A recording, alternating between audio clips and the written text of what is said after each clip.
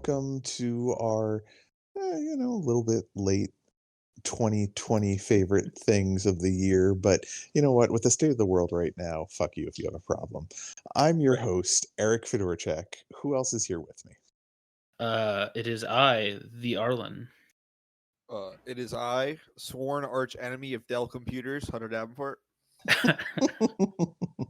And hiding in a bunker somewhere in the nation's capital, I'm Lou Gonzalez. Jesus Christ. Now, Hunter, be Yeah. careful, because they will drop an Xperia 15-inch on your head. Yeah, well, they From anywhere. denied me a PS5 the other day. They're gonna die. Oh, it could I be mean- worse. Do you know what Comcast is doing? I don't even want to know. So I got emails today basically like, oh yeah, starting in 2021, we're putting like data limits. Oh And no, then no. if Yeah, I they're do know that. Yeah. Mm. So what is today? Today's the 16th. I'm at 90%. Jesus Yeah, Christ. that's because they know whoever Biden Everyone's puts working into the from home? FCC. Yeah. Well, Biden's going to put somebody in the FCCC who's going to be like, no, we're going back. We're going backwards. We're doing this. Yeah. Fuck, take us back. Yeah, Yeah. he's gonna fucking smash Ajit Pai's giant comical mugs. All of them. G Pie did step down, by the way. Yeah, he did. Yeah. Oh, well, a lot of that I can tell you being here, a lot of people stepped down because they weren't going to be able to get into the office because Monday they're closed for Martin Luther King Day. And Tuesday, a lot of the bridges and tunnels are shut down. So that's why a lot of them stepped down early because they wouldn't be able to turn in all their shit this Well, week. he stepped down yeah. much earlier though. Like Yeah, he that was, was one- like- That was a week. There was an after entire election. round of people who stepped down, and this is what I say, because they were going to be asked to do something that yes. they didn't want to do. So yeah, that happened. And how That's bad been would our that thing politics have corner. Yeah, no, it's because Pence was dragging his heels, and yeah, that's why that brave soul Betsy DeVos decided to resign. Yeah, Mhm. sure, it was because of the riots. You miserable fucking. Anyways, Yeah. that's not what we're here to talk That's about. We're here okay. to She talk still about- has all her money from her Ponzi scheme. I thought I thought it was because she was trying to figure out how to spell resignation. Oh God. Anyway. She gets bored and starts doodling on her paper. Just kill me. All right, let's Anyways, talk about something that doesn't make me want to walk into traffic. yeah, let's talk about the things that we actually really liked from 2020. yeah. Since I actually have some things this year, Jesus Christ, this time instead of last time when we recorded, and I really only had one thing I wasn't a big fan of. I will start it off with The Invisible Man. The Invisible Man was a fucking phenomenal film, Great and movie. it came out of nowhere, and it Yep. did everything right to relaunch what really shouldn't have been able to be done as well as it was. Mhm. I do find it somewhat ironic that the lead actress is also deep into Scientology, and Yeah. I kind of wonder if this was her kind of saying like, "Hey guys, I need help. Oh, well, she could have also said that in her TV show about crazy cults taking over the country. That's Mhm. true. Good point. Yeah. But yeah, Invisible Man is amazing, and I am so excited for. Who was the director of that again? I can't remember the name. Lee Winnell. Okay, it was Lee Winnell. Yeah. Yeah, it definitely makes me want to watch anything they're doing going forward. Mhm. Yeah. That movie has no business being as good as it is, considering Nope. how hard they have tried to reboot all those characters. Uh-huh. Well, it's almost like when they let things just be a movie on its own and not trying to launch a dark universe. Okay, but Mhm. hear But me they out. are. Hear me out, because would you not love watching a Frankenstein fight a werewolf? Would you not love that? Well, Hunter, God I know damn it, you and Hunter. me want that. No, I want that. I want that, but I didn't want it the way that they were trying to do it Yeah, before. right. Yes. Mhm. Wait, which time? Well, the most recent time where they were gonna make it really dumb. They're Where gonna be like Avengers. yeah. Mr. Yeah. Hyde was gonna show up in a helicopter and talk to the fucking Oh God, how am I blanking on the fucking name? No, the fucking the creature from the Black Lagoon, and be like, "Do you want to join my team?" Yeah, like Lou, did you not see that picture that floated around when they were first starting to do this that showed like all of the actors that were supposed to be in this? Javier Bardem as Frankenstein Yes. monster? Yes. And Johnny Depp was the Invisible Man? Yeah, I can't At remember. the time, he was. I think he was. I know it was him, because the only ones we got were Tom Cruise and Russell Crowe. Cane, for those that remember the picture. Because he's clearly leaning on something. Fuck. Yeah, well, and now he has an invisible career, so yeah. R.I.P. And an invisible ex-wife who throws toasters at him. And also got nailed recently for not actually donating most of the money she said she was going to donate. So, maybe Amber Heard isn't the savior of female empowerment that everyone thought she was going to be. I just remember when it was them that got in trouble because they were trying to like sneak their dog into Australia. Yes. Well, they got the dogs to Australia, and Australia was like, "We're going to take them and kill them if you don't get them out of the country." Yes. And that was a moment. They had to do their video apology about it. Yeah. That was the beginning of the end, I think, of those two being taken like anything other than jokes. Mm-hmm. Yeah. Oh well. Anyways, Invisible Man. Yeah. That's on my list as well, but it has like a slash because it was going to stand in for a larger, broader thing, which is horror movies. Just in general, horror movies this year for me are a big deal. I've watched probably more of them than I have in the entire rest of my life, and they've been the high points of this year for me. A lot of them, they just replaced that feeling of watching a good movie or just going to the movies that I normally have during a year. When I can go to a theater, and they were just a soothing lotion for a balm this entire year. A balm, yes. And like I don't know if I could have survived this year without horror movies, and a couple bottles of wine here and there. Bottle of red. Don't you fucking start. God damn it, Hunter.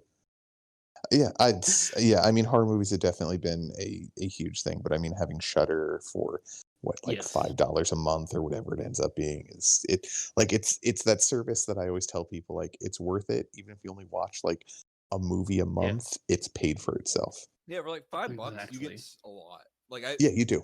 I've like scrolled through it a couple times. I don't really use it because I'm like I'm gonna be fully upfront. I haven't watched a lot of movies this year. But I don't know. Shudder's always been something that, like, I'll just scroll through, be like, "Ooh, that looks cool," and then I never watch anything. Good job, Hunter. I'm good. Yeah. Good job, buddy. I constantly joke about driving to your house, Hunter, and Connor's house, and subjecting you to the treatment from Clockwork Orange, but it's just movies that you need to get around to see. Listen, I'll get to them eventually. No, you won't. We've been hearing that for the past how many years have I been recording with you guys? Yeah. I'm too busy. Hunter, watch Beelzebub. Watch it, fucking goddamn it. Okay. Do it. Maybe. And so I find, like, if I really need to watch something, I have to have a podcast where we're going to talk about it, and that's how I force myself to watch things. Oh, so that's honestly how you watch Wolverine Origins? Oh my god. Oh, no. I'm sorry. Still not the worst thing I saw this year. Oh god. Are those first 10 minutes still as not bad as I remember them before the rest of the movie happens? Or define not bad. Like, I think you went through his question. Scratch your eyes out. The problem is the first 10 minutes come from a story that I absolutely despise in comics, and we reread the comic to talk about it, and it was just like, I'm not really even talking about the stuff with the dad. I'm talking about like the whole war montage. Oh yeah. Oh, the montage is the best part of the movie. Yeah, because it's a lot of Liev Schreiber, and they don't show him doing bad for like hand and feet running. That looks terrible. Oh no. Yeah. Wait, so is that why Romulus was in the Discord chat?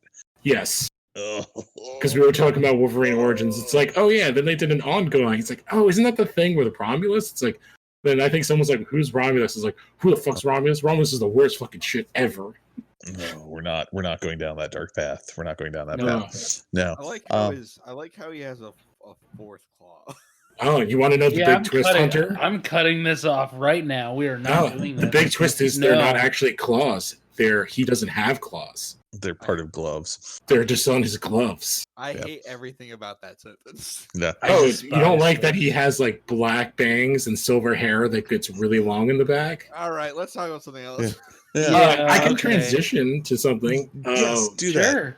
So, kind of on topic, what was really awesome this year was Marvel, and specifically X-Men, is awesome again. Yeah. And like, I think the Hickman's run started in 2019.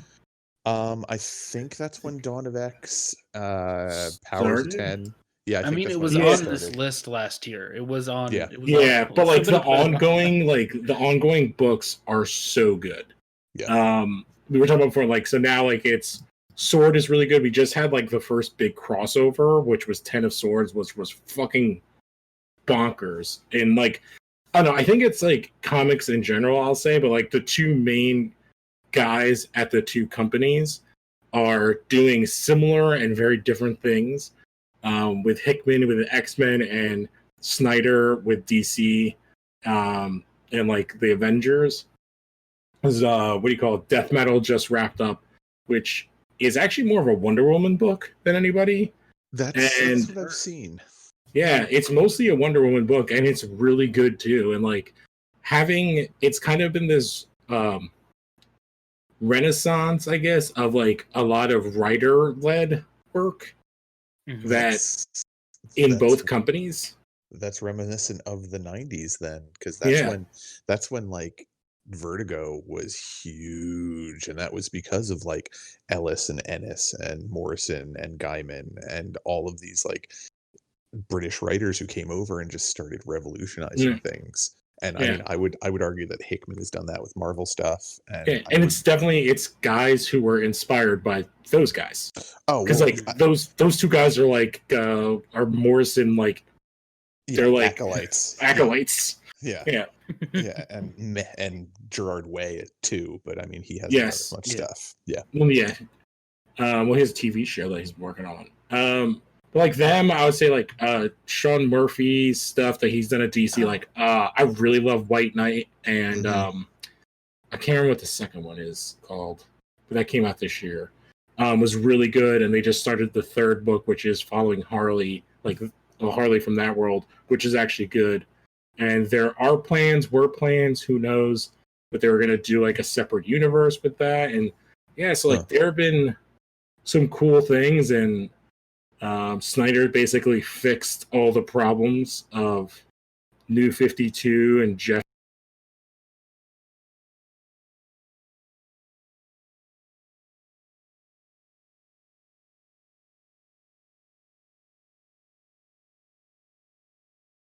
Johns, and I think that's what Death Metal is. It fixes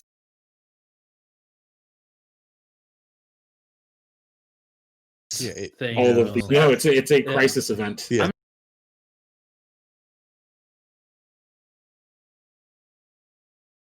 I'm very behind. Everything that's ever happened in the DC universe exists. Just as they're a multiverse, there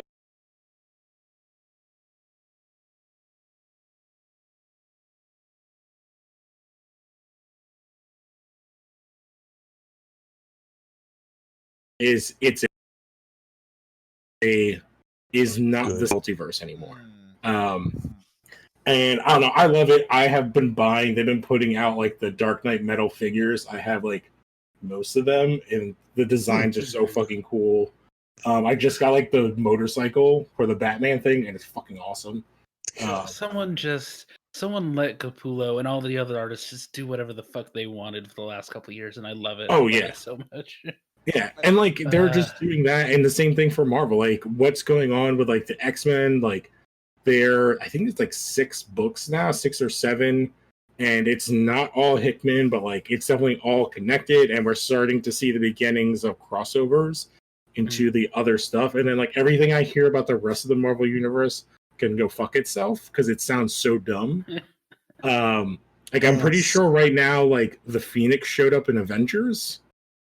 Yeah. And now there's like a battle for the Phoenix, but that doesn't have any mutants involved. Yeah. It's dumb. So Hunter, do you want to go, or Arlen, do you want to go, or did you count your talking about horror being one of your picks, or is that just a add on to what I was talking about? It counts as one of mine, but I just that's out of the way already. You two, I will break the proverbial stick, and you can fight it out. So whoever wants to go next. Hunter, you can go next. Okay. Make him bleed. All right. So, like I said, didn't watch a lot of movies or TV this last year. Why? Because I don't know. I was too busy playing video games. Let's talk about because I got depression. Yeah. You can't read. I can't read either. The books are too far away from your eyes. Yeah. Because you're too tall. It's hard when you're like really tall because like my eyes are like the size of like bread bowls. And I can't focus on the letters. Anyways. Hunter, are you the watcher? Yes. So Hades is really good.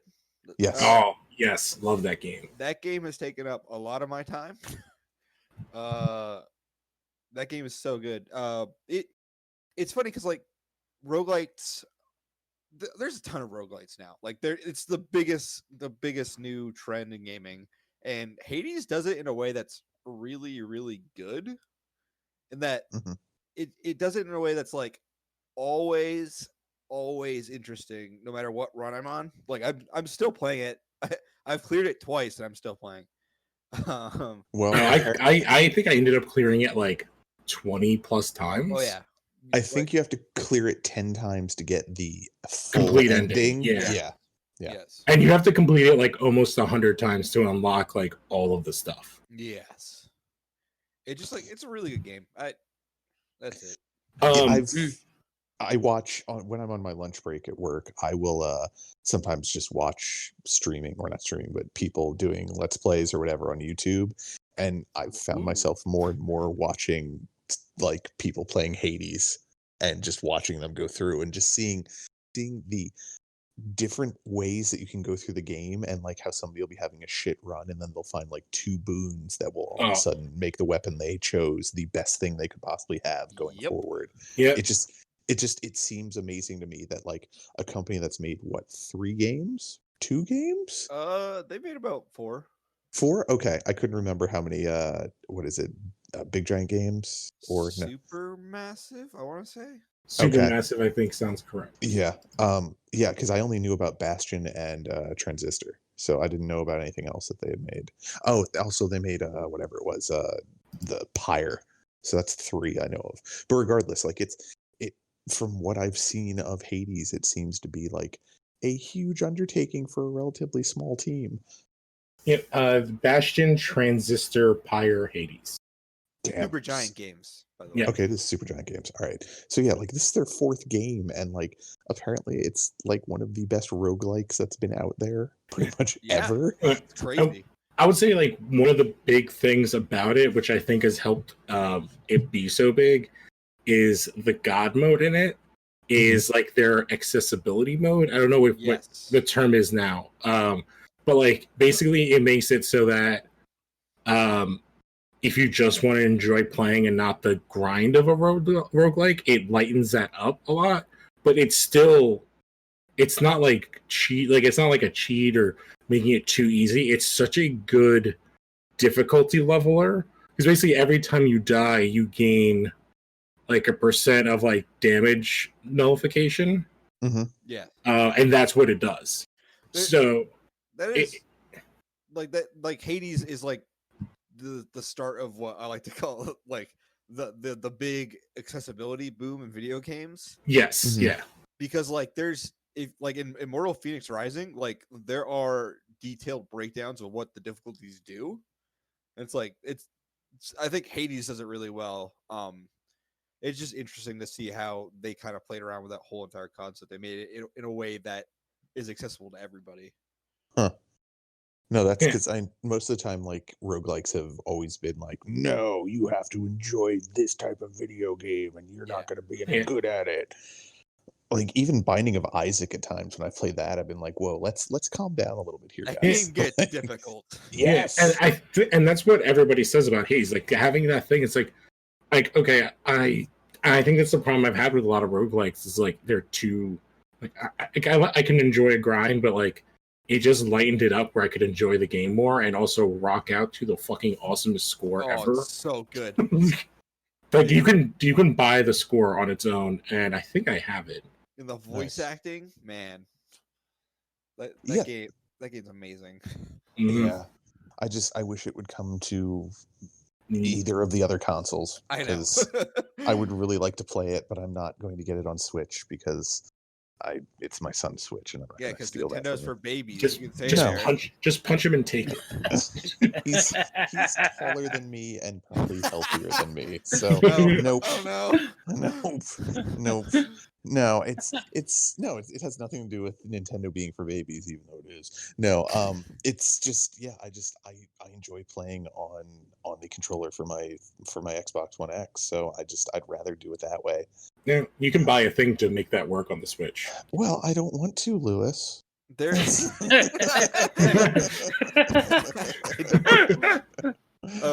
I'm sure it'll come to like Series X and PS5 eventually. Yeah, eventually. Yeah, it's not like there's anything to actually play on the Series X. Yeah, Not really at this point. I have one. I don't know kind of anyone there. besides Blue who owns one, and that's a little sad. I didn't buy it. I will say that like it was a gift. Right. I've been playing Watch Dogs on it, and Hell yeah. it's a game. Yeah. It's a video game, not on my list. It works. That's more than you can say for other games. Yeah. Oh. One big game, yeah. Yeah. All right. Well, I guess Arlen, do you want to go? Unless anybody else has anything else to say about Hades. Nah, that's it. Mm. It's good. Yeah. Good video game. Good stuff. Good stuff. I'll just sort of, I guess, an addendum to what I said earlier about horror. I want to throw out a couple movies in particular, and if any of these hit your fancy, because I know you've seen some of these, Erik, feel free to chime in. But just starting off, one movie that I saw this year, I think I brought it up before, that I really dug was Uncle Peckerhead, a movie about a punk band. It's called what now? Uncle Peckerhead. And they team up and they hire this man named Uncle Peckerhead to take them on their tour around their local area. And he reveals himself to be some sort of ghoul for 13 minutes at midnight every night. I'm afraid to. Usually I Google the movies you bring up, but I'm afraid to Google this one. It's gonna really fuck with my search algorithm. It is. It's not gonna mess anything up too much, but it's a very irreverent, fun little indie horror movie. Very fun, very good. I very much enjoyed that one. Let's see. I'm trying to go down the list here. Just off the top of my head, What Keeps You Alive was one that really fucking hit me right in the fucking stomach this year. Yes. But it was so very good. If you haven't seen that movie, watch it. Yeah. Don't read anything about it either. Just go in. Yeah. You don't want to know. I will not look it up. All right. And don't. Maybe I'm misremembering, but I don't remember there being anything. I mean, mind you, this is me and you, Arlen, but I don't remember anything being overly gory in that movie. Maybe no, I'm misremembering. It's not. Yeah, I mean, there's a few things that are like, yee, but there are things that are brutal. I sat through Upgrade this year. That's like one of the 3 movies that I watched.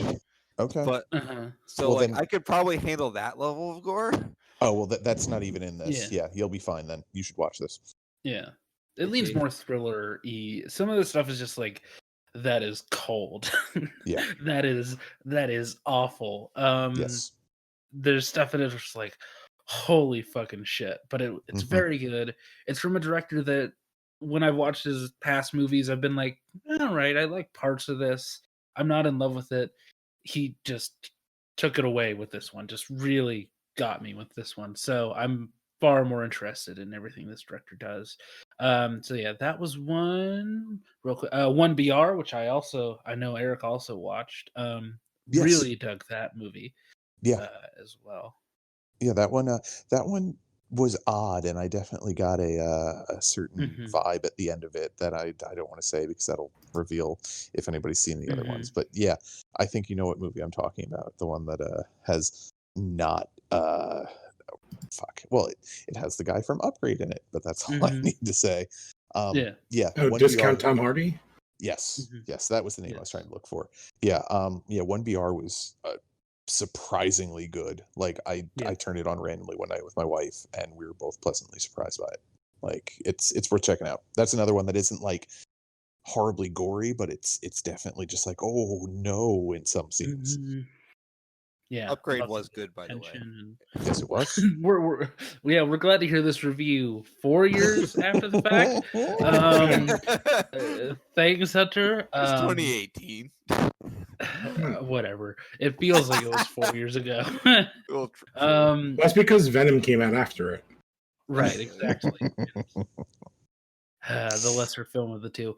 Okay, going down the list again. Spree, which I starred Joe Keery from Stranger Things. That movie was pretty good. Steve Harrington? Is it about the candy? Is it about Taco Bell? It's about Joe Keery plays like a streamer, kind of. I don't know how to describe him. Yeah. Yes, he plays a streamer who is also an Uber driver, and he's going around town and killing his passengers. What the fuck? Yeah, and streaming it, and it's really, really good. It's very good. You want to hear something that's gonna blow your mind about this movie? What? It was executive produced by Drake. That completely makes sense. I don't know why that makes sense. I can't support it. But no it, part man. of me is like, okay. I don't support Canadian media. Oh, okay. I'm glad it was for that reason. I'm glad you didn't take it to a different place. Well, is there a 15-year-old girl that's of interest or a love interest in the main character in the movie? No. No? Unless you count Joe Keery, who could. No. Erik, it's not a Luc Besson movie. Oh, no. Oh, boy. Yikes. Moving on. Daniel Isn't Real, which is a Shudder original, which I fucking loved. I've heard a lot of good things about it. Yeah, I haven't gotten around to it. It's very good. After Midnight, which is produced by Moorhead and Benson. And it's directed and starring the guy in Spring who's Evan's friend at the bar. Who's with him during that fight. Directed, starring him and Bria Grant. Very good movie. And one of them shows up more. It's either Aaron or one of the other ones. Justin. One of them shows up as like a supporting character. It's an interesting movie. Feels very much like those movies. Erik, I think you would dig it. Yeah. Fun side note for probably only me. The guy that he gets in a fight with in Spring is actually the MC Cage when he was trying to do some acting, which it was after his music career has kind of gone in a very weird direction recently. But yeah, that I first time I saw it, I was like, "Oh wow, Cage. Okay, that's what he's doing." Okay, he's got he's not in other ones. Also, he's not. Yes. Yeah, he's interesting. He's not a very good actor. That's why. Anyways, well, yeah, that too. He is good in that role, though. I'll say that. Yes. Yeah. So After Midnight, go check that out. Starring, since Connor's not here, starring Henry Zabrowski as a supporting character as well. So go check that out. Zabrowski. Yeah, he comes in and he Zabrowski's the fuck out of it. So I bet he does. So look forward to that. Yeah. Nice. We Summon Darkness, which is one that I don't know if people saw. It's about like kids in the 80s going to a metal concert. They run into these three girls. who are also going to that concert, and they're comparing like T-shirts and stubs from their shows that they've gone to, and they go back to the girls, one of the girls' house, and things happen once they get there. Oh, that's. I'll leave it at that. Is that the Very one that fun. has Johnny Knoxville in it, Yeah. and also has what is it, Alexa Diodario? The Dario? Yeah, the girl from True Detective, as Yes. most people would know her. Yes, She's very. She was in the Sex and the City 2 movie. she was also in the Percy Jackson films. She is. was in the Texas Chainsaw remake. Yes, she was. Which one? Don't ask me that. The one that they had to stop after a week, probably. So yeah, she's gonna. Johnny Knoxville plays like an 80s preacher type character. So yeah, Hell yeah. very, very good in that role. Very. Is he a pope who perfect fucks? casting. He definitely fucks. I can leave it at that. And then just quickly spouting off a couple more. Snatchers, which is a movie I had talked about on here at least twice. That's the movie where the projectile comes out of a woman's vagina. Great film. Everybody needs to see it. Does she shoot it? Like when you say projectile. Okay, we've talked about this. The alien, the creature pops out of her vagina like a bullet, and you see somebody's head explode because they're looking up it as it's happening, and it's fucking amazing. So go watch that movie. And yeah, those are just a couple. I'm gonna put a list in the description for this episode so people can see all of the stuff that I watched from this year that I highly recommend. Some stuff from this year, from previous years, and so on and so forth. So yeah, that's technically my first pick. So yeah, Erik, I think we go back to you. Yeah, that was a very long-winded pick. But no, this actually works really well with everything you just mentioned, because the next thing I had on my list was Color Out of Space. Oh yes. That movie absolutely blew me away this year. Like I went into it thinking like, all right, I'll give this a chance because it's the return of what's his name? I'm old, I can't remember. The director. Cage? The director. Richard Stanley. Stanley. Yeah, and I'm like, yes, I'm glad to see he's getting a chance again. I mean, yeah. Did you see this, Lou? No, I have not seen the movie, but like I was just like, oh shit, Richard Stanley, Island of Dr. Moreau. Dr. Moreau, yes. Yeah, yeah. He managed to adapt Lovecraft and do it really well and make it actually work and make sense and not have to have any questionable stuff from Lovecraft in there. That, and it's Nick Cage vacillating between like, I'm serious actor Nick Cage and Nick Cage from The Wicker Man Nick Cage acting. So it's Ghost Rider 2. It's the full Nick Cage. It's yes. Yeah, I would say it's on par with his performance in Mandy. Like he's great in Mandy, but he's also Nick Cage at like 22, as opposed to in this he's Nick Cage only dialed to 11. So you get a little bit more calm, but the special effects are great, and it's like 2 hours, something like that, and it does not feel like it's that long at all because you're constantly interested in what's going on, and there's always something slightly off kilter happening, and it's disquieting, and it's fun, and it's just really good, and it's on Shudder. So yet another reason to have the now I think $6 subscription. I think it went up recently, but regardless, like the $6 subscription to Shudder. Yeah. Well, go ahead. I was gonna say it's one of those movies where I knew it was gonna be on Shudder, but I didn't wait. I still rented the movie because I was like, I need to fucking see this. I need to know, and I don't regret it in the least bit because it's that good of a movie. And yeah, it's just it avoids that thing of the source material came before so many things that ripped it off vigorously throughout the years, and it still manages to feel fresh and interesting.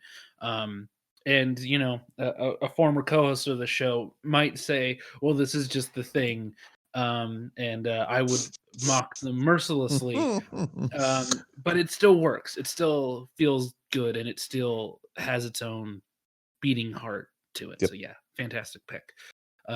Unlike it, which ripped off Stranger Things. Right. Yes. Yes, exactly. So yeah, great, fantastic pick. I love that. Lou, you got something for us here that yeah, I would say like kind of the opposite of you guys. Like I haven't watched any movies. I think like I've watched 4 movies that came out in 2020, and half of them are horrible. So what I've really been enjoying is like, because we've been stuck at home, is the amazing TV stuff that came out this year has been crazy. And specifically, I'll talk mostly about one show, but like there's been like a really good push in like doing non-white led casts in shows. The big one, like HBO doing Lovecraft Country. But Lovecraft Country. But like I want to talk about Woke, because like doing a comedy. Both those two genres, in like a horror, sci-fi, and comedy, and not doing a comedy in a very pandering way, like came out so good. It has a crazy cast. Woke. It's it does. Only like 8 episodes, I believe. They're doing another season, and it is so good. It is so poignant.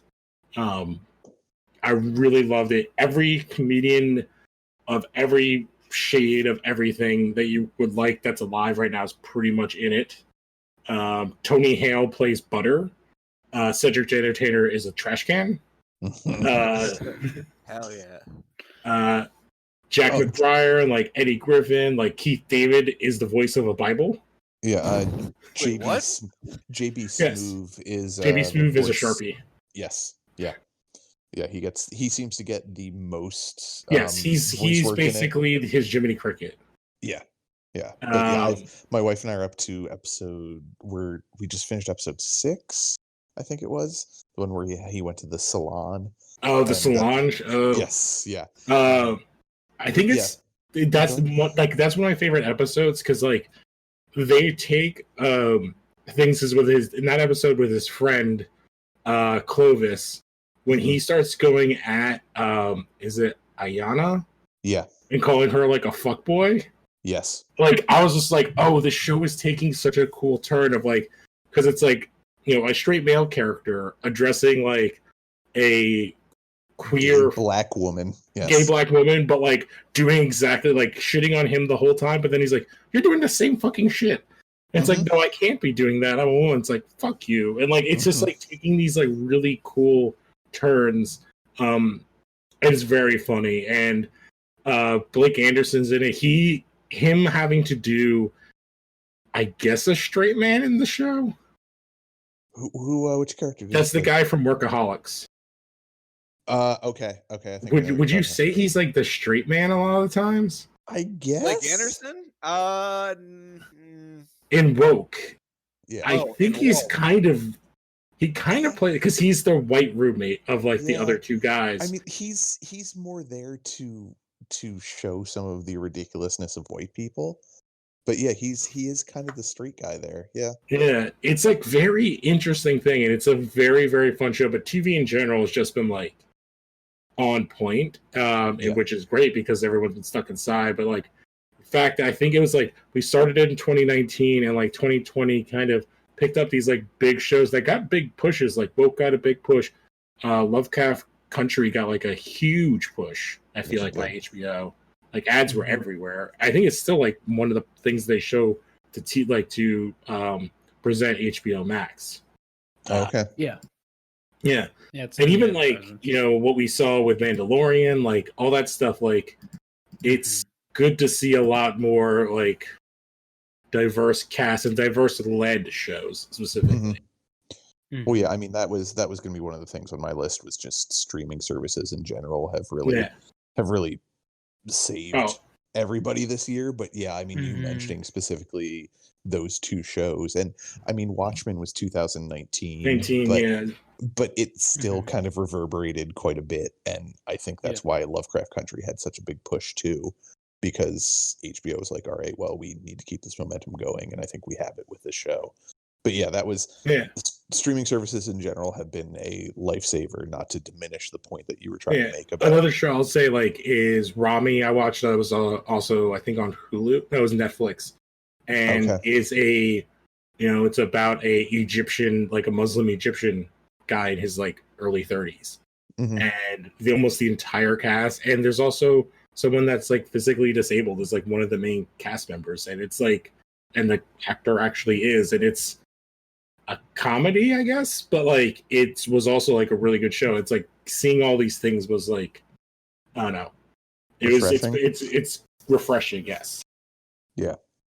No, I mean I think a lot of media companies realized, I mean, I'm hoping it's not as cynical as I believe it would be, but I think a lot of them realize, like, wait a minute, we can actually represent more than just white people in here and have a token show every once in a while. Like, oh wait, we can have a leading show that's done really well, and it's a predominantly, if not all, black cast. Like, yeah, okay, cool, let's do this. As long as women don't go to space, it's fine. Exactly. Yeah, I will tell you, because like funny, like interestingly, like one of the other HBO shows that I actually really like, The Undoing, I think played on that idea of like, oh, these are like the worst rich white people, and it played on that really well. Yeah, it did. And I feel like they're kind of connected in a good way. Yeah, for the most part. But yeah, which that show is really good. It's, I don't know, like I would just say watch it. Yeah, The Undoing is like what however many episodes. Yeah, it's like eight episodes is like such a sweet spot. It's an 8-hour episode, or it's an 8-hour episode of Law and Order. Like that's kind of what it feels like. But it's good. It's still worth watching. Yeah, it's a good version of that. Yeah. Hunter, did you want to go? Sure. So, okay. This I played this in 2020, but it was like towards the end of 2020.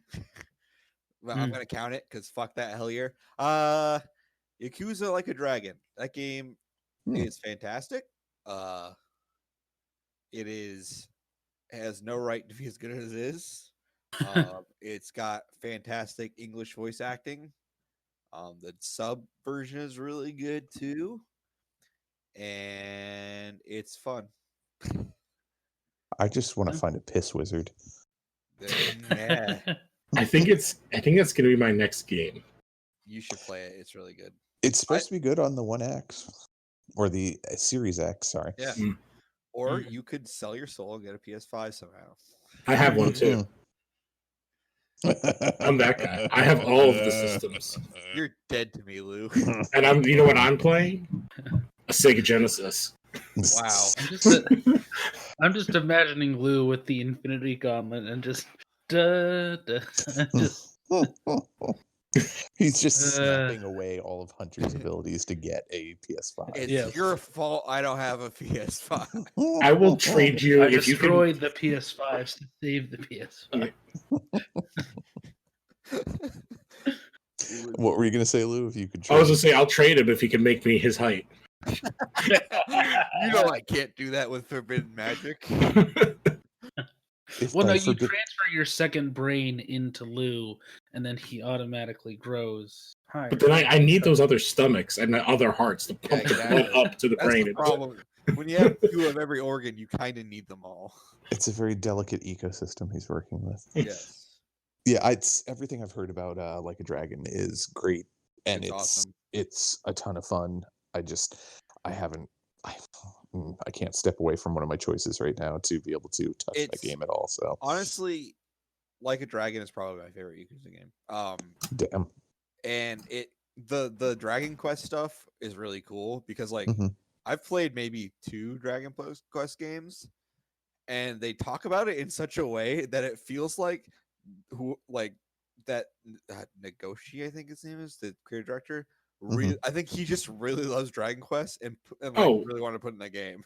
He probably does. Like he probably grew up playing them. They're like one of the godfathers of JRPGs. Yeah, it's they were. I mean, what didn't they have to like stop releasing them during weekdays because too many kids were skipping school? Like something along those lines. Yeah. Yeah. To play games with the art is done by Akira Toriyama. Yeah. They can play those subpar Dragon Ball Z designs. I don't really care for Akira Toriyama. No, everybody just looks like Yamcha. Yeah. Well, Akira Toriyama wasn't doing the He's doing the cover art art and the all that whole stuff. time. Yeah, He was, but it's like- all like based on his design work. Yeah. Okay. I was just thinking back to Dragon Warrior, which was like technically Dragon Quest or whatever. Yeah, it's the first one. Yeah. On NES. Mhm. I played that game. It's actually pretty good. Yes, it is. It was the first RPG I ever beat. But yeah, Like a Dragon's good. There is a side quest. I'm gonna spoil this right now. It is not a main spoiler, but you all need to know this exists. There's a side quest where you fight a giant Japanese man and wearing a diaper, and it is amazing. Well, I mentioned the Piss Wizard, but isn't that an actual like scumbag you're supposed to hunt down, kind of Yes. like Pokemon in the game? Yes. Like, Oh, yeah, I thought you were referring to Ezra Miller. No. No, Well, God, no. he could be in the game. I don't know. Yeah, no, that was something I'd heard on either Beastcast or Giant Bomb that they were talking about, like how you meet like a crazy professor who wants you to find all of these different like scumbags of Japan, essentially. Yeah, and one of them is a Piss Wizard. it's amazing. God damn it. Mhm. He gives you like a Pokedex too. It's really funny. Love God it. damn it, Japan. Bringing it back. Yeah, I guess that would be you, Arlen. Yeah. So this is the pick once a year where I impose my music taste on everybody. So I'm sending a little video link. This year was a weird year for music for me. We all know my music taste by now. And a lot of my bands that I usually listen to just didn't put anything out. I didn't get a chance to listen to a lot of stuff from this year, except for this, which is a little EP by an artist named Michelle Zahner, who goes by the name Japanese Breakfast. She released 2 albums before this, both in reaction to her mother's cancer a couple years back. So Jesus very Christ. intense albums. Always on my rotation of stuff that I like to listen to. And this EP came out at the end of this year, and it's in opposition to all of that in terms of tone. It's very fun and light, and it's been sort of a go-to for this last 4 months of 2020. So yeah, that's my pick. I just Short want to and say sweet. I wish you would have shared this earlier because I just started listening to it and I love it. It's Yep. very like lo-fi hip hop, but like her voice is great, and Yep. I'm going to now check out all of her stuff. Man, Yeah. my music She's taste pretty would good. beat up your music tastes in a heartbeat. I'm not even gonna talk about my music taste. My music tastes are way too like they're schizophrenic at this point. Like they're so all over the place. I listen to country music sometimes. I'm not ashamed. Well, Well, you can support the enemy. you're, all you're right. Caucasian. You're Caucasian. Exactly. I guess it's back to me then. Yeah, my next one, because I think I'm at like the 90-hour mark, if not 100 hours of time that I've played it, but AC Valhalla. Oh, it's so good. Holy shit, this game is amazing. Did you get the perk where you can dual wield two-handed weapons? I have, but I like using my hammer and my shield. Like I like bashing people's skull in with a hammer. Like it's so much fun. I do wield shields. It's great. I didn't realize you could do that. Yeah, That's you awesome. can. You can beat people to death with shields. It's great. Yeah, it's just it's so good, and it feels like an amalgamation of everything they got right with Origins and everything they got right with Odyssey, and kind of cut off all the fat from either one of those games. Not that Origin had a lot. Like the fact that they have like, oh yeah, there's this tree of people who are members of the Order that you have to assassinate, but you don't have to do it to actually beat the game or like get the best ending. Well, It's just like to get something cool, you have to do it. But yeah, I know about that, or at least I think I know about that. yeah, But well, yeah, I have 2 of the pieces of armor, so yeah, I know you have to be able to, yeah.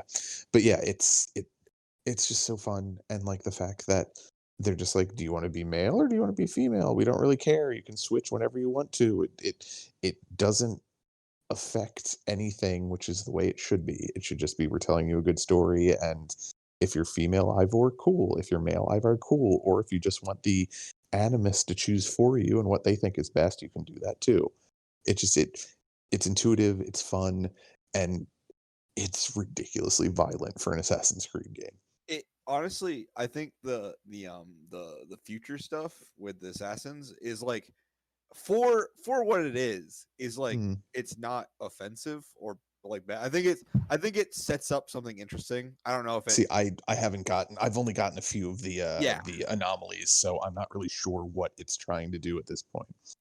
It sets up like a kind of interesting mystery. And I don't want to spoil it because I know Arlen will probably play it. At some point. Sure Lou will play it at some point. But I played the other two. Like, it's just on my list. Yeah. That is the game you should be playing instead of Watch Dogs Legion. Yeah. Well, it wasn't on sale at the time when I was like, Watch Dogs Legion's on sale for $30. Yeah, well, there's a reason for that. Yeah, and that's somebody who beat Watch Dogs Legion selling. And they're made by the same company. I haven't played that game yet, and I probably won't for a while. Yeah. My reasons are well noted. So it's just like I will say, like, I get the idea of not having a main protagonist. It's not a good idea. Like it's just like I have no connection. Like I got a guy killed today. I was like, okay, moving on. Well, are you playing with permadeath on in that game? Okay, yeah, I was doing the same thing. So I definitely got bummed out when I lost one or two people, but then after a while, I was like, oh, okay, I'm just going to play everything as carefully as I possibly can. Yeah, I'll just play carefully, and I was like, and then I'm like, I can just find other guys. Yeah, exactly. More lamb for the slaughter. Yes. And the voices are so bad. Like, I get what they're trying to go for, but like, it takes me out I basically just play on mute because I can't deal with it.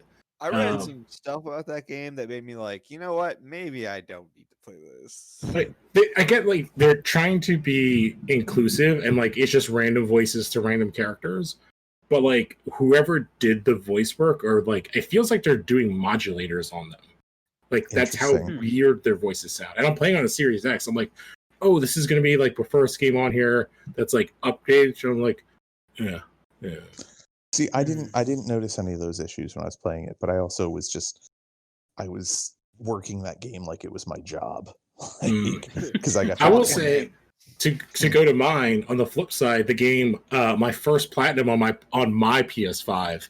I platinum I platinum Miles Morales. Nice. It is, if you like the first Spider-Man game, it's a lot more of the same, and that includes awesome story. Like, the story is really good. It's fucking gorgeous. All the costumes are great. The music is rad as hell. How is Spider-Cat? That's the only thing that matters. That's the last costume you can get. You run around as Spider-Cat. Nice.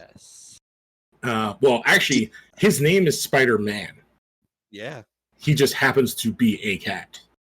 And what you want to know what's awesome? When you do finishers, he joins in. Hell yeah. I'm not even joking. Like that's actually like every single costume has like costume specific finishers. Did you get the I don't want to say it's DLC, whatever the add-on is to make it the new one? The remastered? Well, no, the thing that makes it like make it look like Into the Spider-Verse. Oh, you just unlock that. Oh, you do? Okay. Yes. Okay, once you unlock the Into the Spider-Verse costume, it adds in it has to go into slots, but you can use it with any costume. Yeah, they add like it turns into like basically animation style, like Into the Spider-Verse, and you get like the punch things. Oh, nice. Like the comic book, and yeah, I play with that on the entire time. It's awesome. Yeah, that's the only way I would play the game. You would. How the character stuff is like so good. Like maybe this is heresy, but like I couldn't care less if we go back to Peter. Wow. Okay, so I will say this. Playing as Miles is like playing as a high school kid with those powers is like an inherent joy that they put through. I got the big reveal spoiled to me. But by accident, it was not my fault. That he's black? Yes. Yes, Luke. No, I got the Tinkerer's identity. Oh, you play like the first time you see the Tinkerer, it's like, oh, it's very obviously that character. Yeah, and I'm a little upset that I was spoiled on it, but if you know how anatomy works and like how storytelling works, yeah, exactly. Like if you're like, oh, we've had like 4 characters in this game. Oh, here's this other character. They're about the same height, size, and build as one of these other characters. I wonder who it is. I do have a question, Luke. How many references to the outer Marvel universe are there in Miles Morales? Like directly, like a deep dive, or like surface level? Like the Sanctum Sanctorum shit in. Okay, so like the Avengers Towers there, Sanctum Sanctorum. I will tell you the deepest cut in there, and this is legitimate, like deep cut for like X-Men fans. There's a collectible you pick up that is a ticket stub for Lila Cheney and Dazzler. Yep. Are you fucking kidding me? That's crazy. Yes. That's awesome. Which is like super, like Lila Cheney is like someone I didn't even know about until I was listening to a podcast, because that's in like a weird era of X-Men I didn't really read. That's like later, what's his name when he took over? Claremont, like later Claremont. Although she just showed back up again because she's in Sword, actually. Yeah, like it's great, and there is an after credits thing, and I love his buddy Genki. I love how political the game is. Like they pull no fucking punches. Good. On anything. Yes, there are a few screenshots that were floating around that kind of heavily implied that. Oh, there's a straight up like Black Lives Matter like mural that's like in a cutscene. How many times does Miles drop the N-word? No, that's the one. Like, if any character, like, there is a character I'm surprised didn't, but like I can see why. Like, I can see like why they wouldn't have the character do it, but there is a character I'm slightly surprised. Yeah, J. Jonah Jameson, right? Oh my god, do they like the podcast thing is so good still. Because they add a second one, and then they do battle across podcasts. Oh hell! Okay, I'm getting this game when I. We have to also get the PS5 version because I've heard like it's a little wonky. Yeah, I'm not playing on PS4. What am I, a peasant?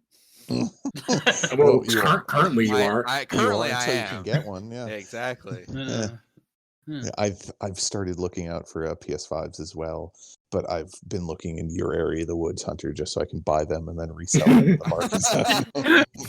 You bastard! I'm just gonna buy them and put them on eBay that says for Hunter only. Yeah, at 10,000% markup. Yes. Yeah, it'll just be a picture of it, and you'll say that in smaller type. I can send you a box. Did you see that? Did you see that shit? You want my PS5 box? This is way off topic from the episode. Like, did you see this shit where there was that guy who was caught selling fans that looked like PS5s? No. Oh my god, that's awesome. It's amazing.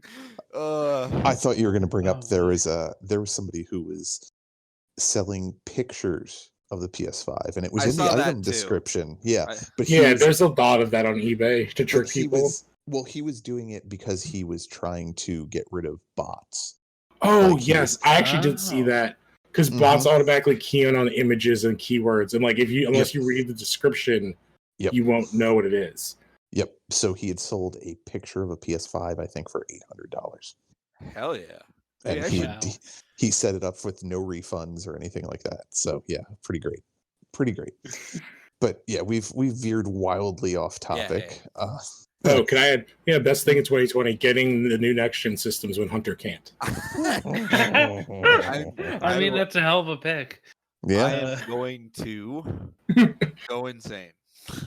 Yeah. So what is before you go insane? What was your next pick then, Hunter? Doom Eternal. Okay. Wow, that's going back for that one. Yeah, Doom Eternal is like fucking insanely good. Yeah, it is. I think about that game a lot. Just like, man, what a slam dunk. Yeah, I mean, I've seen people complain about it. It's too platformy, Oh but well, they can fuck off. yeah, they can, because the game was pretty much perfect. Like, it was one of those things. I'm like, I'm not gonna buy it. I'm gonna buy it. Oh, I can't get it because COVID started. Because like the Yeah. day I was going to pick up a physical copy, the store that I pre-ordered it at was like, yeah, we might not be open because we have to close down. Because Yeah, Well, so we know it wasn't GameStop because they didn't close shit. that was Yeah. the whole thing. yeah. Oh yeah, no, I got no. contacted by CNN because I still had GameStop under my what do you call it? On your LinkedIn, LinkedIn. yeah. So I connected them to people I knew, which I'm pretty sure one of them made it into the article. Nice. That's Oh, awesome. yeah. You took down GameStop. Mhm. Yeah. But yeah, Doom Eternal like just continued on the promise that the original or the re-release of Doom had, or whatever the new version of Doom, however you want to call it. Yeah, it Yeah. continued to do what Doom did well. And it it's a continue. It turned out this new Doom Doom. this new Doom series is a continuation of Doom 64. So I like Doom 64 a lot. I've never actually played it. You've had never it. played Doom 64? No, I didn't have a Nintendo 64 because I wasn't a 5-year-old. Yeah, true. Yeah, I actually had it at 64. Unlike me now, who doesn't have a PS5. Bane of your existence. But yeah, Yeah, Doom so Eternal's great. nice. Arlen? On the topic of going way back, the Outsider is still one of the best things to come out this year, as far as I'm concerned. That was this year? Fuck. That was this Or fucking 2020, year. yeah. Because it aired was in 2020? well, yeah, that aired in January, like around this time last year. Yeah, and it went until March. And yeah, like Yeah. it ended right when all of this bullshit started. And yeah, I remember thinking, oh, I bet we'll never get anything as good as this for the rest of the year. And I was kind of right. Because yeah, I fucking love the show. It was a good television show, it was a good HBO show, it was a good Richard Price show, and I think most importantly, it was a fantastic Stephen King adaptation. Yes, it was.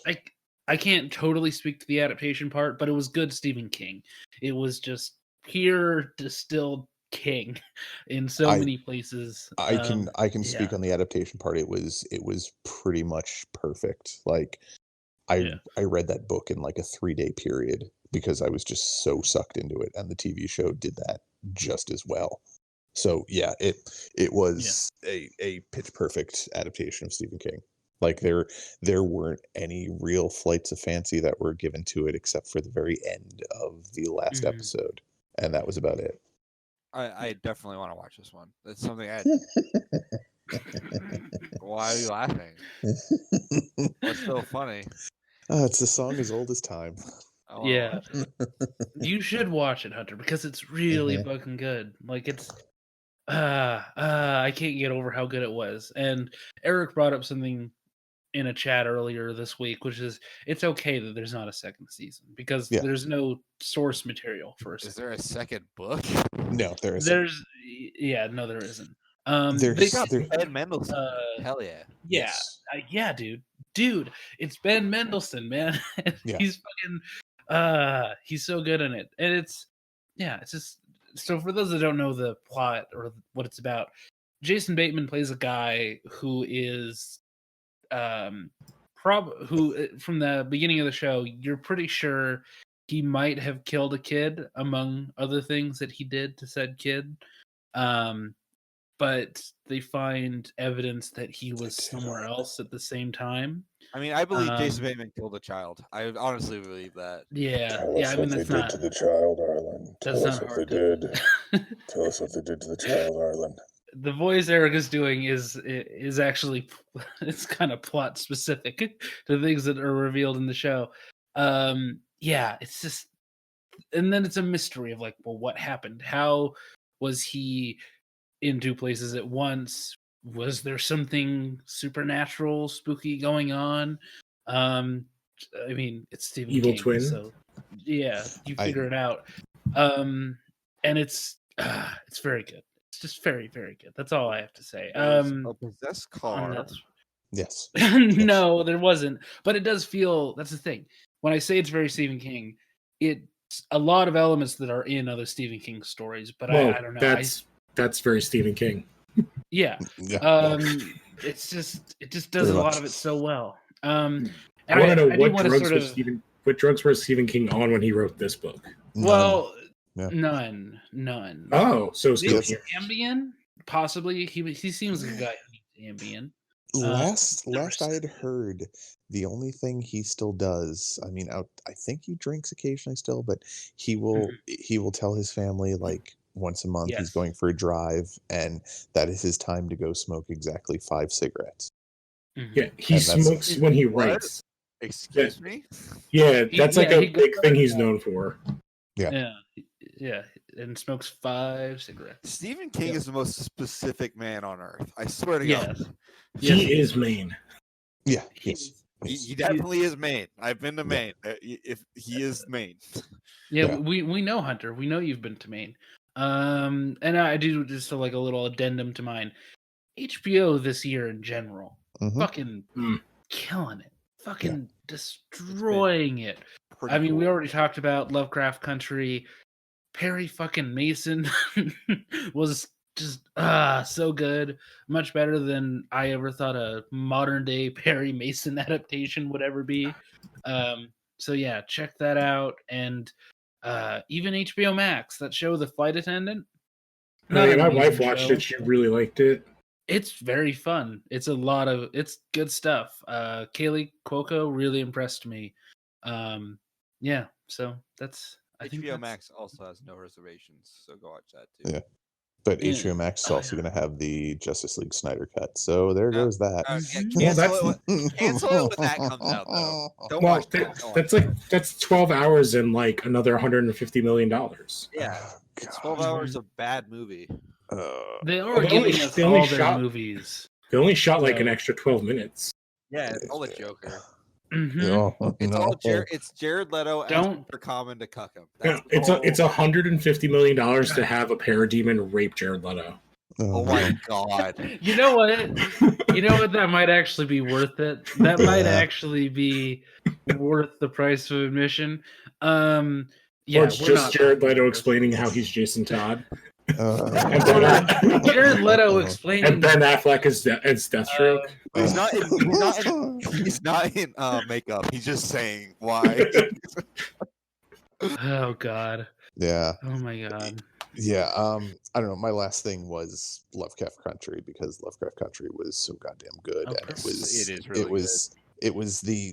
was the first time I think I've seen like for all intents and purposes, a completely black cast led sci-fi / horror show, and it was done really, really well. Like I don't know. It as a white guy, it's hard to really talk about this in any way that doesn't sound pandering or like they did a good job, like some stupidly bullshit like that, something terrible that I don't intend it to be. But yeah, I'm all for there being a multitude of choices in genre and entertainment, and I'm all for there being a multitude of different people and races and creeds and colors also doing things that are good, and not having exactly women. Well, they're not allowed to go anywhere.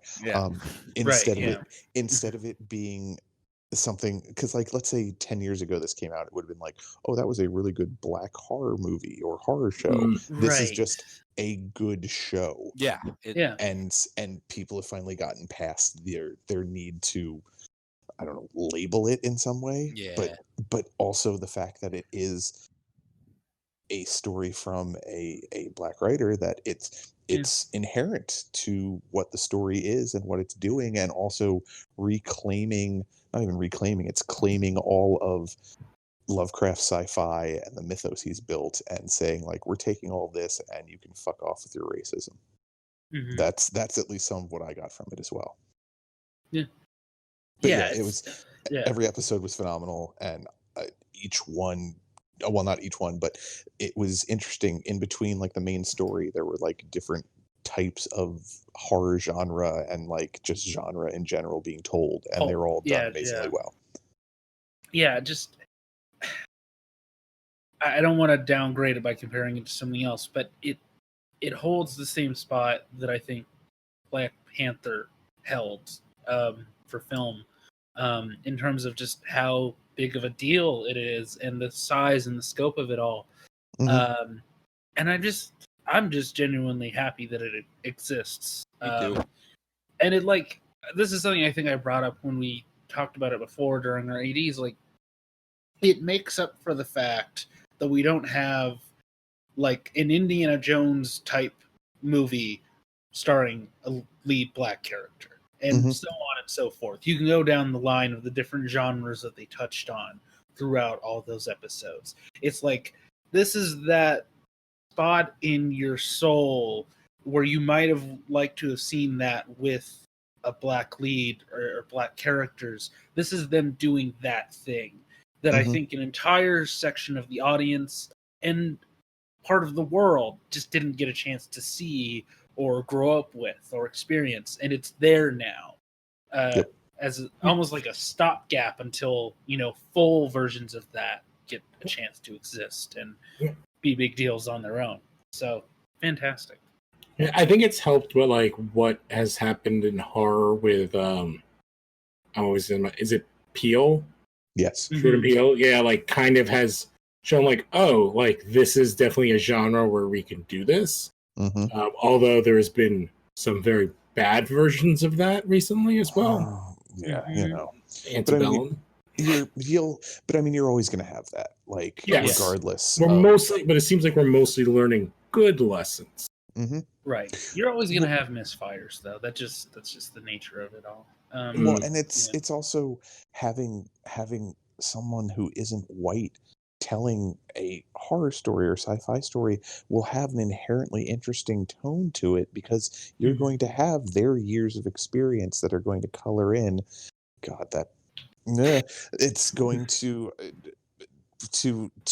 influence the way the story is told. Exactly. Inform it. Thank you. Yeah. White liberal guilt. It makes it inherently interesting because you're getting a perspective that isn't yours, and that makes for stronger storytelling in a lot of ways, I think. I agree. It's all over it. I personally really like getting something from a voice that isn't mine. It's always thrilling to some degree. And it was a good, also it was just a good show. Like, I think that's something that you were kind of alluding to earlier with the whole, people would be saying, well, that's good for a show with black people. It's just a good show. Like, it's just genuinely a very well-made show, with interesting characters, a lead antagonist that I think is a fantastic antagonist. Yes, she was. In any context. Layered and interesting, and not just like pure evil, which is something that I always enjoy, and I expect nothing less from HBO. But when they hit it out of the park, I'm happy because I want to root for HBO. And yeah, just a very satisfying watch. During all of the stuff that this year has been. So yeah. Yep.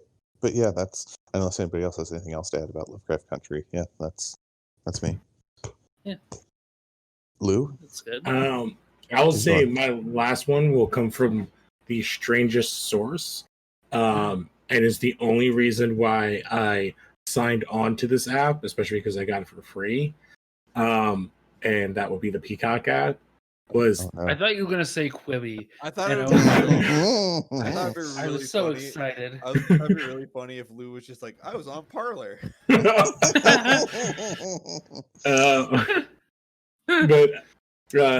the only reason I set up Peacock was to watch Psych 2, Lassie Come Home. Wait, what? Is that what really called? Yes, the second Psych movie. It's called Lassie Come Home. Well, yeah, because they had one of the characters was good Lassiter, and they called him Lassie. Oh. And one of the big things is they built into it, like Timothy, I'm never gonna get his name right, Omen's son, had a stroke but he wasn't in the first movie they did a couple years ago.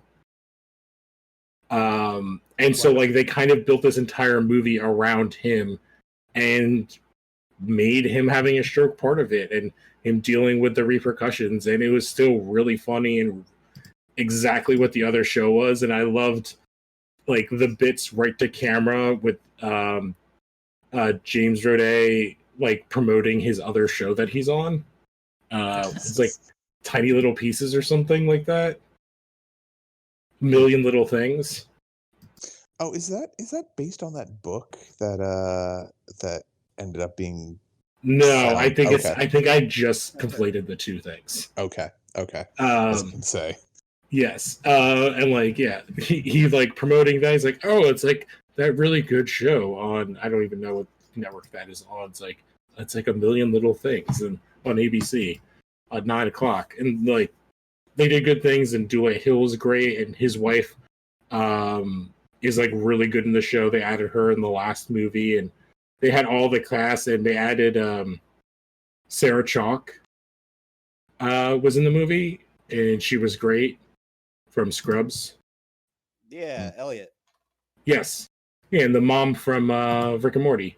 And she was really fun. And it was just like, especially in what was going on, like it was a really fun, dumb, like hour and a half, basically like 3 episodes of the show to watch. And they still have all the great chemistry. And I think they said they're going to do another one.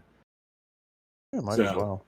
Yeah, you know? I don't know. I love procedurals. I especially love comedy procedurals. Like, so I loved it. Yeah, I've never seen an episode of Psych, so I can't speak on it. It's very fun. Should I really? It's fun, and if you like a procedural, and if you like stuff that's in the background, especially if you're a Corbin Burnson completionist, right? Yeah. Well, here's the thing, Erik is on borrowed time, so he can't really waste it on stuff like this.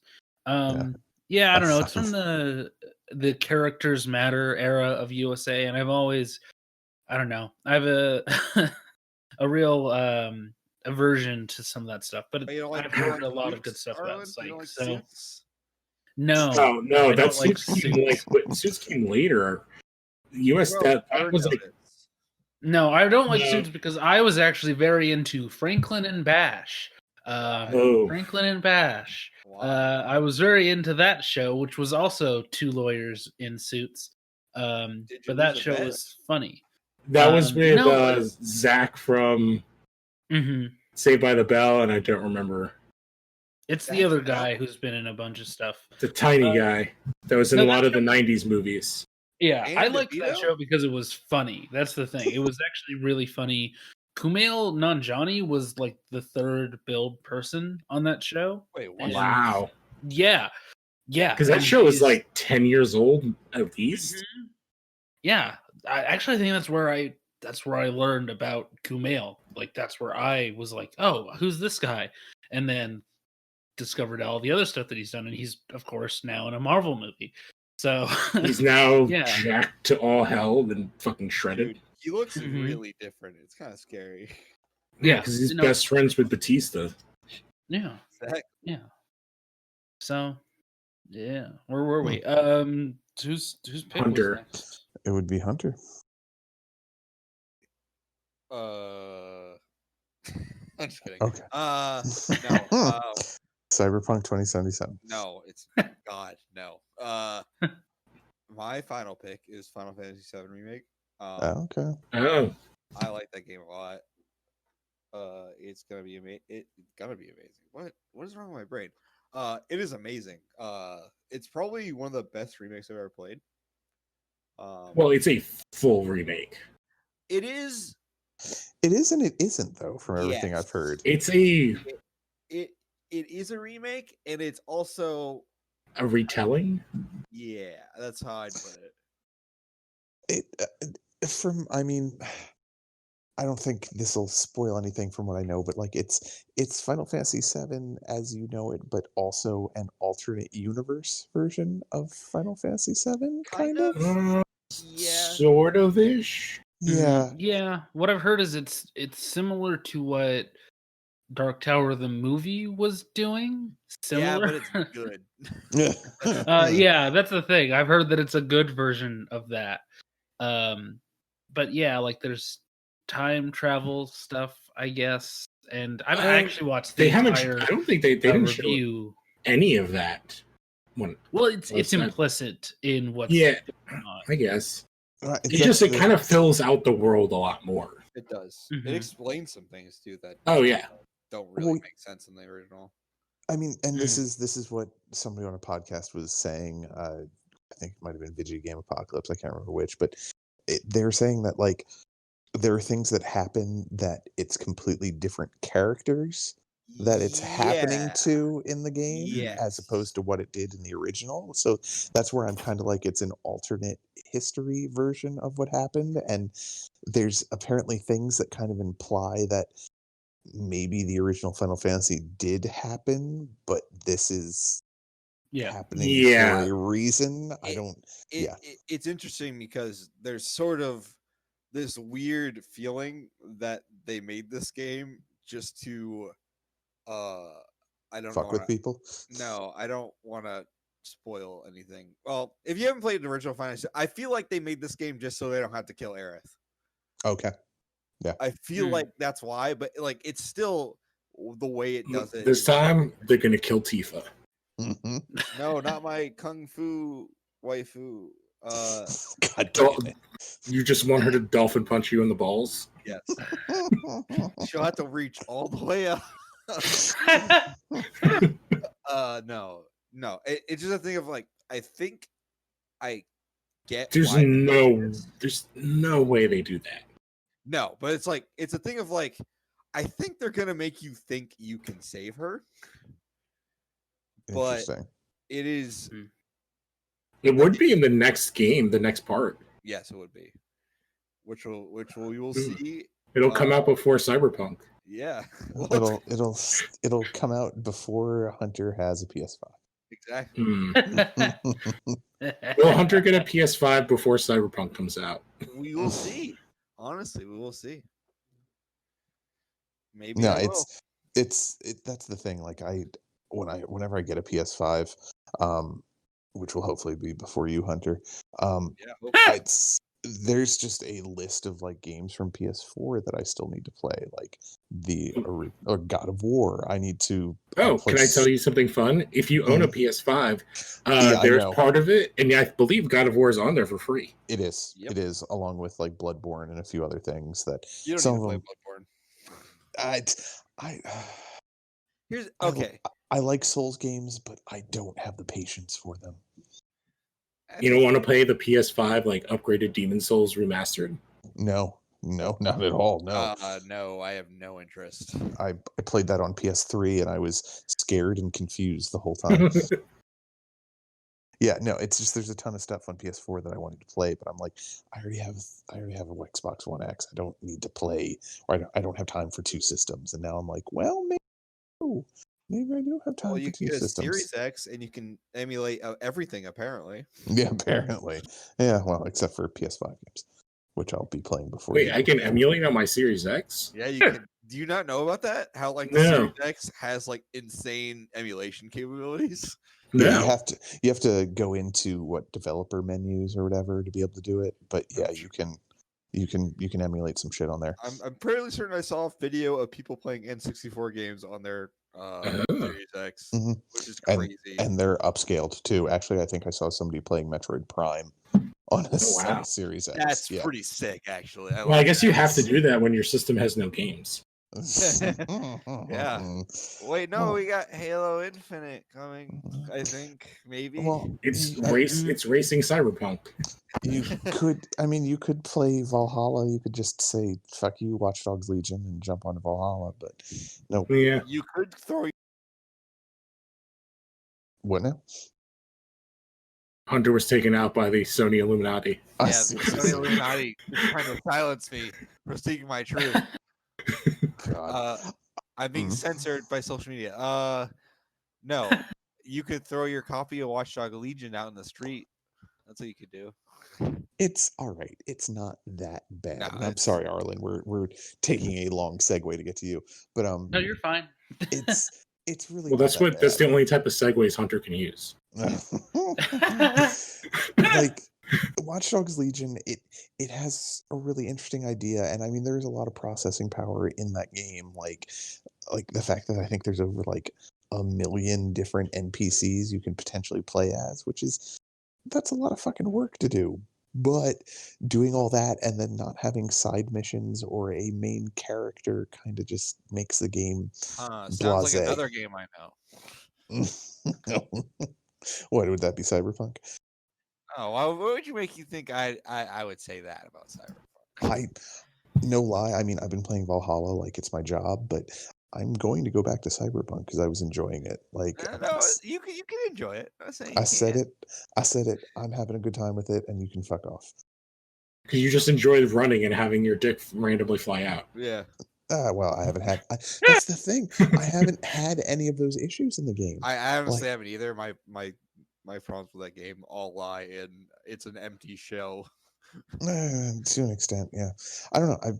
I've just been enjoying like gun go bang and then blowing people's heads up and trying to hack but doing it poorly. So I just go back to shooting everything.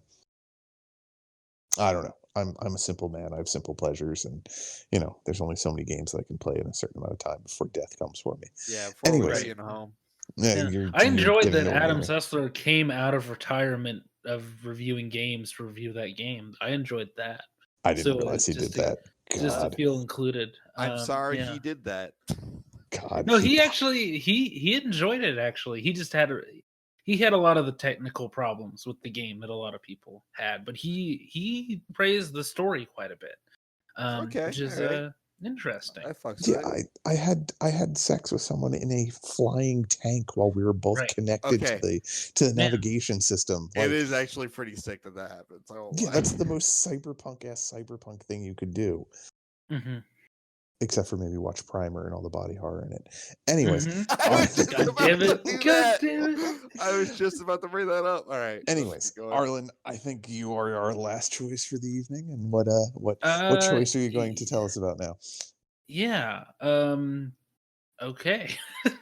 No pressure.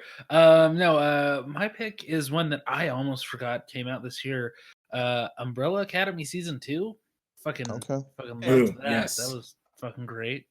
I mean, I love the first season as well, but the second season, it really killed it. I thought. Whole cast is great. The whole show is just, I don't know. They just strike this balance in terms of tone that I find really enjoyable. I managed to not watch it all in like a day, which was good for me. I don't normally do that. I have restraint issues. So yeah, that was a fun time. Fun week or two there. And it again, same thing as Lovecraft Country for me. Or it was just a show that was there and it helped keep me busy, keep my mind off of things. So yeah, great show. That's all I can really say. So my whole thing is I never even got to finish the first season of Umbrella Academy because I got a stomach bug when my wife and I think we're on like the 4th episode or so, and I tried watching it while I was in and out of sleep while I was terribly sick, and I haven't gone back to it. I'm not gonna say it's because like and I remember how sick I felt when I was watching it. It's just that I just haven't gotten around to going back to it, like because I'd have to start it all over again, mind you. it's only 4 episodes, but that's 4 less hours of my life. So I don't know. Yeah. I need to watch it. I've been hemming and hawing about when to do that, but we're getting to a point where there's not that much on right now, like new series. So it's kind of like, all right, well, I guess we can jump into that. Yeah, we're approaching the point where the COVID shutdowns are actually going to affect what's available. Yeah. Unless you're, well, except for that show 30 Coins, which is fucking phenomenal, which that would be a bonus mention. If you guys aren't watching that on HBO Max right now, you really should be. Like, it's really good. It's really, really good. I do want to say, in 2020, I also watched 2 of the worst movies of the movies I've ever watched. What are they? That came, Bloodshot. Oh no! That movie came out, didn't it? Yeah, it came out in theaters. It's interesting you say it's the worst, because I would say... No, it's not the worst. I said one of the worst. The worst movie is probably your worst movie, Artemis Fowl. Oh. Fuck that movie. Fucking God. No, here's the thing. Bloodshot is like middle of the road. It's like, bad. It's bad middle of the road. It's not even fun. It's like, oh, okay. There's a plot and there are characters, but I don't give a shit. It's not offensive, though, to me. Artemis Fowl is like... It's offensively bad. Who the fuck decided to make this? Josh Gad MP4. All I have to say is like who is telling Judi Dench what jobs to take? Because they need to be fired. I'm so sure that she showed up on set and they put makeup on her and they stuck her in front of a green screen and she read all of her lines off of cards. Wait, because are you talking about Artemis Fowl or Cats? Well, Artemis Fowl. Because like it's like unused scenes of Brando from The Godfather, where it's just like, oh my God, if somebody shot you right now, you'd be fine with it. You know, my favorite part is a good chunk of that movie is reshoots because Colin Farrell's was not in the original filming. Wait, what? Mm-hmm. Yeah, all of Colin Farrell's scenes are reshoots way later on. Okay. Like way later on. He was not a bit. He was not part of the original film. So I've the only exposure to this movie I have is that scene of Josh Gad eating dirt and shitting simultaneously. Yes. That is the only experience, and I want that to be the only thing I see from this movie. Honestly, good choice. That's all you need to see. Oh, you don't want to see the only people of color where the guy's name is Butler and he's a butler. Oh no! Yes. And then the girl who's his niece, for reasons, knows kung fu, and all she does is serve our protagonist a sandwich. She never uses said kung fu outside of like a training sequence. By the way, she has a training sequence, and then she gives the lead a sandwich. Yes. Well, maybe they shouldn't have made this movie. It's a bad movie. It's a really, really bad movie. Like, it's in a regular year, people would be talking about it the way that people talk about The Lone Ranger, or just any of the other bad movies that we sometimes have to put up with. But because it's COVID, like, I guess nobody cared. Nobody wanted to get too mad about it. But it's really, really awful. If they had released this in theaters, I think Disney would have like immediately taken it out after the first week. Oh, there would have been a one weekend, maybe. Like it would have gotten to Sunday, and that's it. It would have made Wrinkle in Time look like small potatoes. Oh, from the woman who's going to direct New Gods. Yeah, Oh, that's literally still that. That movie that's not going to come out, yeah. Yeah, we live in a world where we're going to see Moon Knight before we see New Gods. Yeah. We're going to see the Eternals before we see New Gods. Blue, I was bracing, not really bracing. I was kind of gleefully hoping you were going to say Wonder Woman 84 is your least favorite film of the year. Oh no, I liked Wonder Woman 84. I liked it better than the first one. Okay. It's a movie. I like that movie, but I think I mentioned this on the last episode. I think I like it so much because I didn't have to leave my house to watch it. Oh Right. yeah, I watched it. That's a big part of it. Like I think on Christmas with family, and we watched like in a very diverse Yeah. group of age wise, and we were all. It's way too long. The chase sequence could probably be chopped out of the movie. The intro could probably be chopped out of the movie. Yeah. Maybe they could cut out the whole part about Diana possibly being a rapist. Maybe they could. Well, that's like a Right. central Okay. conceit of the plot. They could have cleared that up. Maybe they could have made it a little bit less like in Or between maybe the just lines. have him come back. Maybe that's what they could have done. Is just have him turn to dust Well, then- at the end. Well, yeah, that's the thing. He should have just been like there and just evaporated when it was. Yes. I sure. Or they should just Okay. come up with a better way for him to come back. Yeah. I mean, I was saying that it should be Zeus because they kind of already set up how that could be in the first movie. Then she would have had sex with her dad? Yeah, that would. Well, no, okay. That's very What Grecian of happens- her. No, what happens to the plane? Remember, when the plane blows up, the plane was struck by lightning. So you can explain that as being Zeus, took him into Olympus and saved him and put him back at a given time. And it's there. It's not that much of a stretch from everything that's established. For my tiny little defenses of it, what I will say is I like the look. I like the tone. I like the actors. I like what they're doing. It does have a lot of the problems of Black Panther where the least interesting characters are lead. And I like how they interpreted Maxwell Lord's powers. Yes. And I feel like that a lot, they too. danced around, because in my head watching it, he has the powers of Eclipso. And I think that's what they were going for, even though they don't ever say the deity's name, right? I think they do. They do I think briefly they- at one yeah. point. I was but paying attention. I was drunk. I was so bored at that point. I didn't care.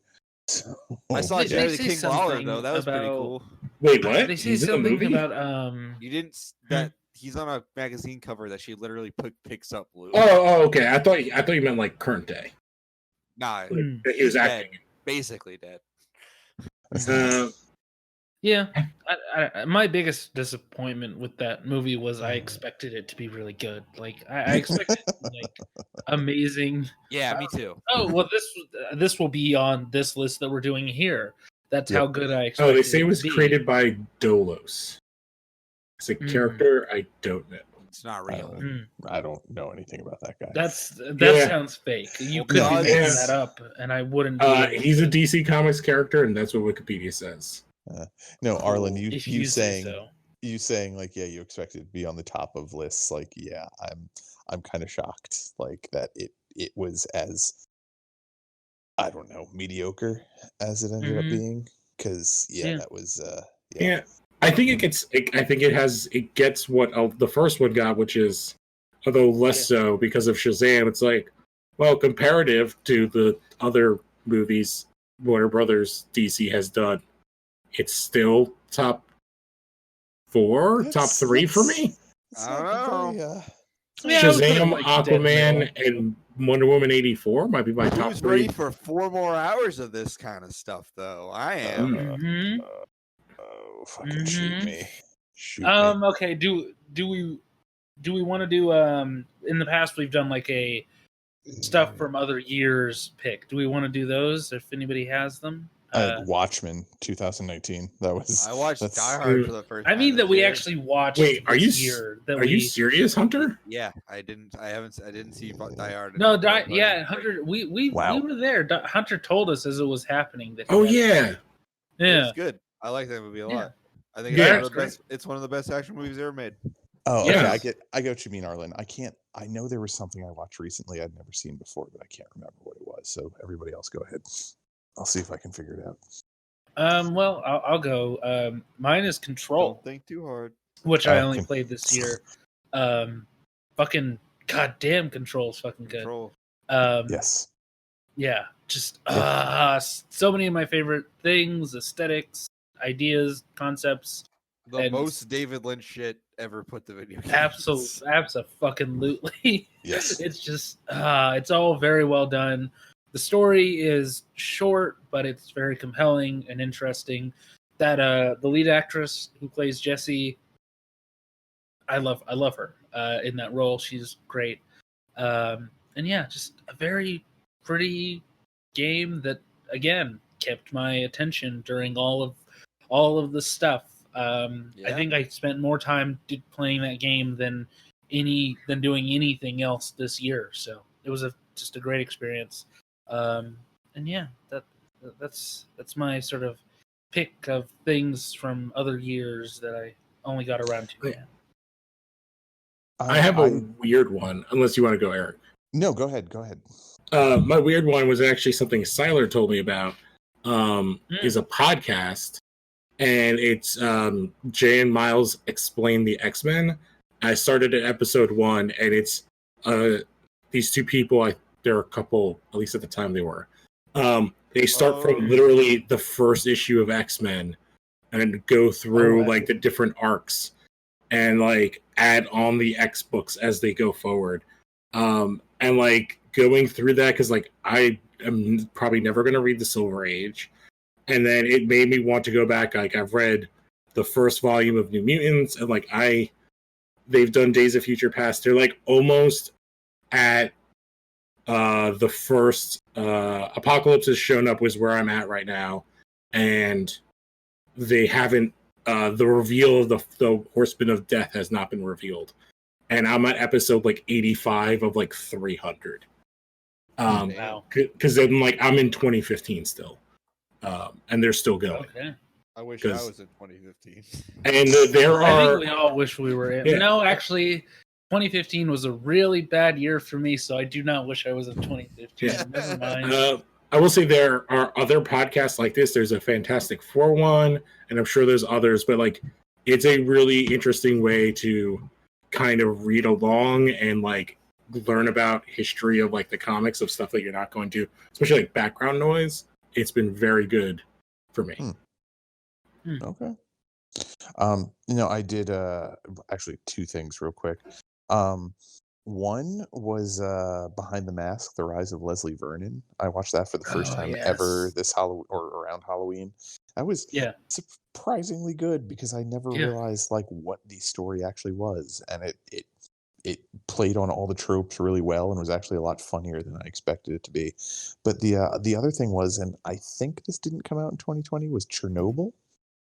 Yeah, that was 2019. That's like it's like end of the year. Okay. The comedy of the summer. My wife and I watched that right around Christmas. We finished the last episode on December 23rd. And I think that was the start of COVID watch, and we got one episode in, and we're like, nah. It's super depressing. Yeah, quick side story: when COVID stuff first started hitting, my wife and I decided to watch the movie Contagion for the first time in a while. That movie's great. I love that movie. I own it. Wait, is that the one with the Gwyneth Paltrow head? Yes. That they reused from. You mean Seven? the Fight Club head? Yes. No, Seven. Yeah, the one they used from Seven. Yeah, but we watched that at the beginning of COVID, and we're like, ha ha ha, and now it's like, oh no, like remembering everything from that movie. But yeah, Chernobyl is phenomenal, and it is very apt for what's been going on in our country for the past 4 years. So yeah, if you haven't watched Chernobyl and you have HBO, check it out. And by that you mean the rise of the communists, right? Right. Yep. Well, Q's gonna save us all because they're gonna kill all the fucking pedophile and kill me. Yeah, I mean, just a fun little little side note. I was re-listening to some podcasts about Hollow Earth, and it was pointed out that the Hollow Earth theory and many other conspiracy theories were all around Germany. Just all around Germany in the 1920s and 1930s. They were very, very into it. And it's almost like conspiracy theories have been used to, create a sense of delusion amongst entire civilizations and groups of people to make them more controllable and malleable to fascists. Yep. Just a little observation I wanted to point out. So anybody who thinks that things going on currently are weird, it's not that weird. It's not that weird. No, Hilarious. Just an old playbook, and somebody found that old playbook in an attic somewhere, and they were like, Oh. Let's be real. He doesn't know what an attic is. Oh, possibly in their dad's attic because their dad was a member of the KKK. Anyway, Maybe the person we're speaking of has a copy of the sequel to Mein Kampf on their bedside table. Hold on, there's a sequel. Maybe. That's fucked up. It's just Hitler's collected speeches. Is it like Forrest Gump 2? No, it's more like Wolfenstein 3D. Right. Okay. It's like the Box Hunter. That is a way to phrase that. Okay. Yeah. But yeah, that's it for me. I don't know if anybody else had anything else that was their first watch that was not from this year. Anybody? I'm trying to think. I watched a bunch of Mission Impossible movies too. Those were really yeah, you did. Okay. Fuck yeah. Man. Now you bought Dianetics, right? Yeah. I am waiting for LRH to save us all from COVID. It's gonna come back any day now. It's gonna happen. He's gonna bring us on his boat, and he's gonna chip off a piece of his tooth for each of us. It's a weird time when Tom Cruise is like the voice of reason when it comes to COVID. Yes. Yes. You know, kinda. Man, those movies are great. Yeah, they are. Yeah. The Philip Seymour Hoffman as Owen Davies 3. Yeah. Fantastic. Yeah, 3 is the one that I think a lot of people that kind of sleep on, but 3 is the beginning of that's when he makes the turn, right? Yeah. Yeah, that's 2 has the John Woo kind of stuff. It's very John Woo. Yeah, it's 100% John Woo. Yeah, and 3 is when it starts to turn towards what it's become. Yeah, like that's when it kind of introduces all those. One characters. Is like really, like just like one is very Brian De Palma-y. Yeah, it's like 2 or 3 really good set pieces, but then otherwise makes no fucking sense. Yes. Yeah. That's an interesting way to put it. And yes, the movie started in a very different place, and they slowly turned into what they are, which is also pretty great. So Henry Cavill, this is worth mentioning. Mm-hmm. Henry Cavill eats a lightning bolt and just walks it off, and it's amazing. Yep, it's pretty great. You're gonna get struck by lightning. Better than what Army Hammer's eating. We can't get into this now. Hopefully, eventually. But there's a lot of obfuscation going on with that story. So I'll just leave it at that. I don't know. I guess shout out to wine, which doesn't really count as like a thing that I watched, but you can watch the bottle empty. Weed has made this year go by really well. Yes. Yes, it has. Yeah. Hey, maybe we'll get legalization in the next 2 years federally. That might be so nice. I mean, the moment that Oregon opened up the floodgates of universal legalization, who knows what happened? Oh, DC did too. Yeah. Oh yeah, that's right. Maine but I can't get anything in Virginia. Nope. Mm-hmm. I can't. Like 6 miles away. Here in New Hampshire, we have to wait until Kristen Nunu dies, probably. So, right. Yeah, I've just got to wait until my wife gets a prescription, and then I can get a card that's a caregiver card, so I can go pick up stuff too. But only for her use. Only for her use, not for mine. I'm not allowed to. Yes. Well, you just sit in a room with her, right? Yeah, it's not illegal for her to hotbox you. I go into another room. I go into another room and read the Bible. I don't have time for left-hand. Another room. LRH doesn't want me doing drugs or seeing psychologists. So, What if she just smokes like in front of like your intake for your HVAC?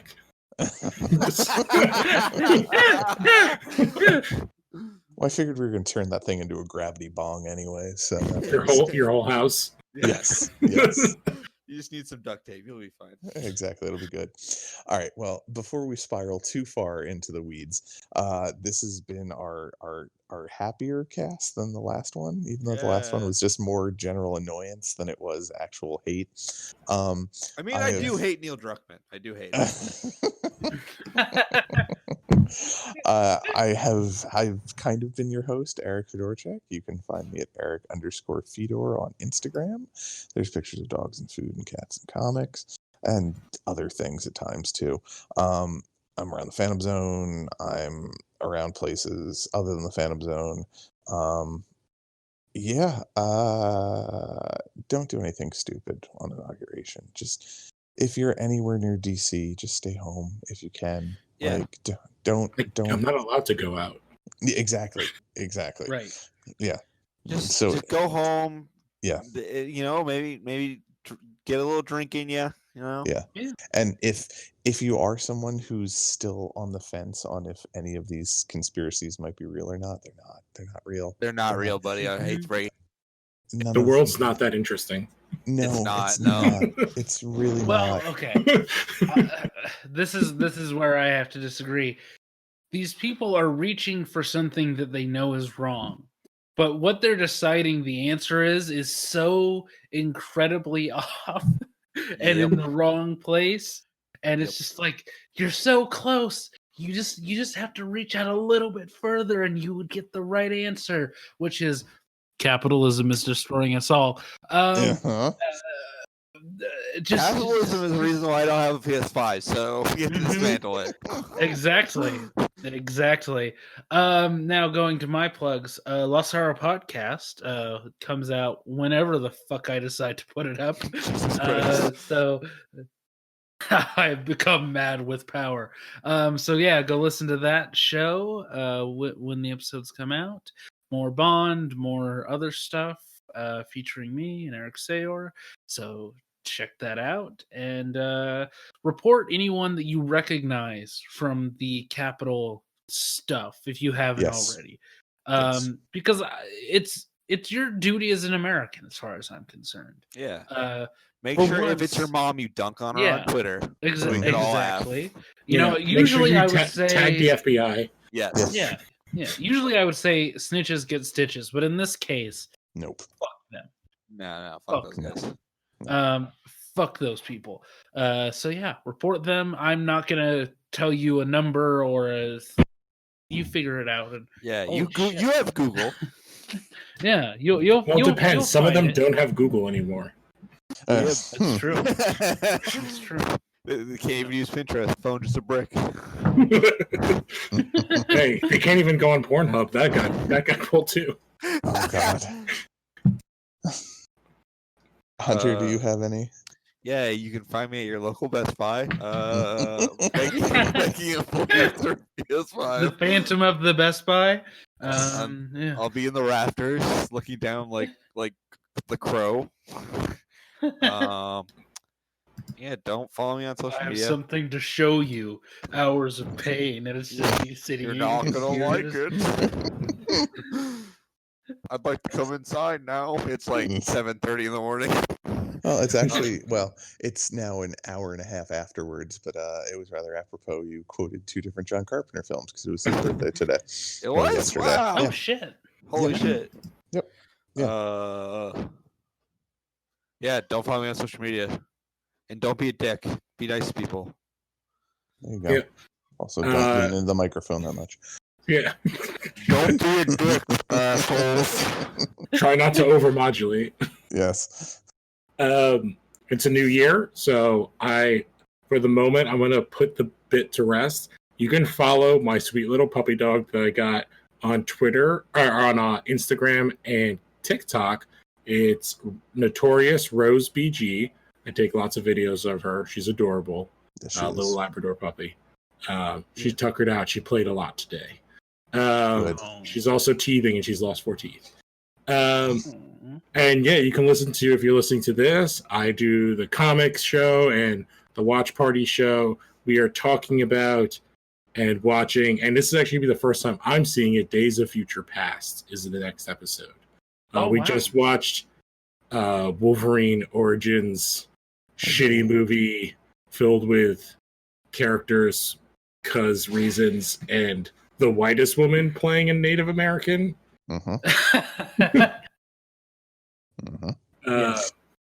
Wait, you're not still doing the Smallville Chronicles? Oh yeah, and that too. And we're coming back for that. We have 3 seasons left. Oh God! Only 3 seasons. Yeah.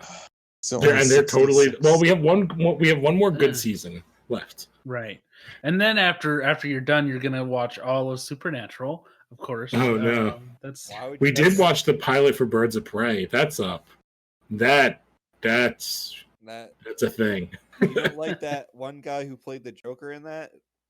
No, we watched the pilot. There's no joke. Oh wait, yeah, he is. Oh, yeah. But they used Mark Hamill's voice. He did. Yeah. He certainly did. Scintillating conversation, guys. Yeah.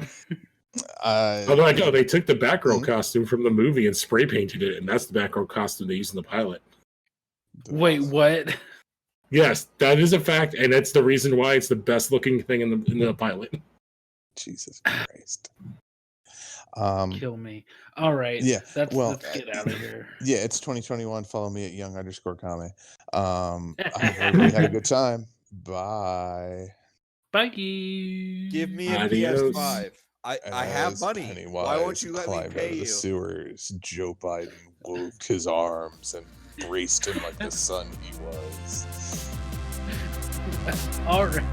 Bye.